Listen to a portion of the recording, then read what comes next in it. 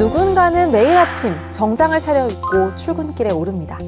누군가는 작업복을 입고 현장으로 향하고 또 누군가는 노트북을 챙겨 카페에서 일을 시작합니다. 각기 다른 모습만큼이나 세상에는 우리가 미처 알지 못한 수많은 직업이 존재하는데요.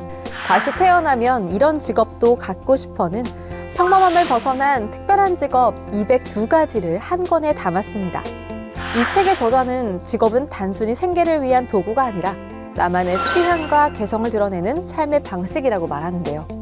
책 안에는 숙취 치료사처럼 술에 취한 의뢰인을 방문해 돕는 사람, 테마파크 건축가처럼 놀이동산을 디자인하는 사람, 그리고 노년 플래너처럼 은퇴 후 행복한 삶을 꾸릴 수 있도록 돕는 사람 등 생소한 직업들이 펼쳐집니다.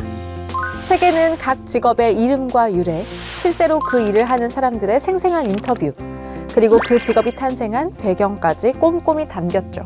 저자는 직업의 종류만큼이나 인생을 살아가는 방식도 다양하다고 강조하는데요. 과거에는 상상도 못했던 일이 지금은 실제로 존재하고 앞으로는 더 많은 새로운 직업이 나타날 거라고 말합니다. 직업에 대한 고정관념을 깨고 세상에 존재하는 다양한 일의 가능성을 만나보고 싶다면 이 책이 좋은 안내자가 되어주겠죠?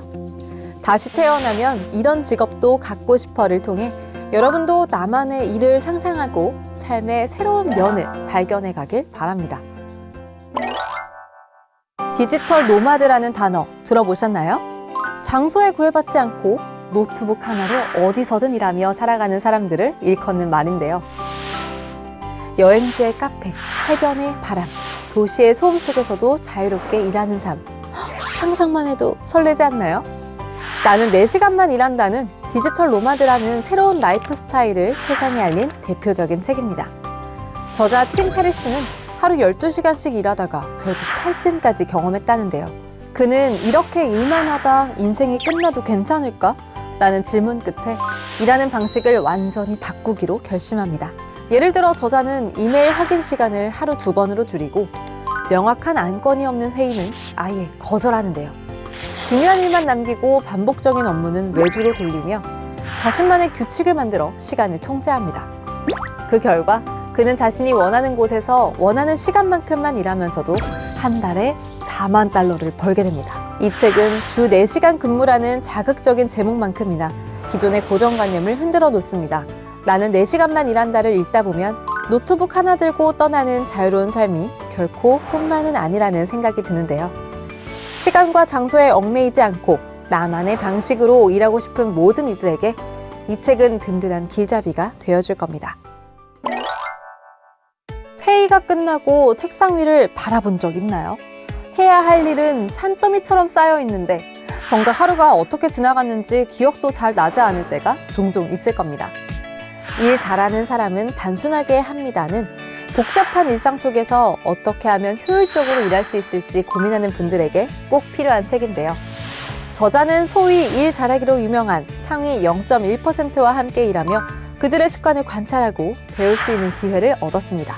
이 책은 바로 그런 사람들의 일에 대한 습관을 낱낱이 공개하죠. 그 경험을 바탕으로 깨어있는 시간의 대부분을 보내는 회사에서 효율적이고 스마트하게 일하는 방법을 정리했는데요. 책에는 아침에 출근해 가장 먼저 해야 하는 일부터 메일함을 비우는 방법, 회의 시간을 줄이는 노하우까지 구체적으로 담겼습니다. 그는 업무의 본질을 파악하고 핵심에 집중하라 라고 조언해 주는데요. 예를 들어 불필요한 고민이나 잡무에 휘둘리지 않으려면 100장짜리 보고서도 한 장으로 요약하는 힘을 기르고 완벽을 추구하기보다 80%의 완성도면 충분하다는 기준을 세워 빠르게 결정하고 실행하는 습관을 들이라고 합니다. 결국 이 책은 단순함이 곧 게으름이 아니라 오히려 더 현명하게 일하는 방법임을 알려주죠. 일 잘하는 사람은 단순하게 합니다를 읽고 나면 여러분도 불필요한 복잡함을 걷어내고 진짜 중요한 일에 집중하는 자신을 발견하게 될지도 모릅니다. 국회도서관과 함께하는 화제의 책, 첫 번째로 소개할 책은 미국 외교는 왜 실패하는가입니다. 이 책은 미국의 외교 현장에서 반복되는 실수와 오판, 그리고 그 이면에 숨겨진 구조적 문제를 날카롭게 짚어낸 내용인데요. 강대국의 논리와 현실의 간극, 그리고 외교정책 결정 과정의 맹점을 이해하고 싶다면 이 책을 추천합니다. 다음으로 소개할 책은 우주를 보면 떠오르는 이상한 질문들인데요. 밤하늘을 올려다볼 때마다 우주 저편에는 어떤 비밀이 숨겨져 있을지 궁금한 적 있으신가요? 이 책은 별은 왜 반짝일까? 시간여행은 정말 가능할까? 와 같은 엉뚱하지만 근본적인 궁금증을 과학적 시선으로 하나씩 풀어냅니다. 이 책을 펼치는 순간 당신도 어느새 우주 여행자가 되어 기발한 질문 속을 탐험하게 될 겁니다. 마지막으로 소개할 책은 바이오 패권 경쟁인데요. 이 책은 미국, 중국, 유럽 등 각국이 바이오 산업을 국가 전략의 중심에 두고 치열하게 맞붙는 현장을 구체적으로 분석합니다. 유전자 치료, 백신 개발, 바이오 인공지능 등 첨단 기술이 경제와 안보의 핵심 동력으로 부상한 지금, 한국이 승자가 되기 위한 실질적 전략과 로드맵, 이 책에서 확인할 수 있습니다.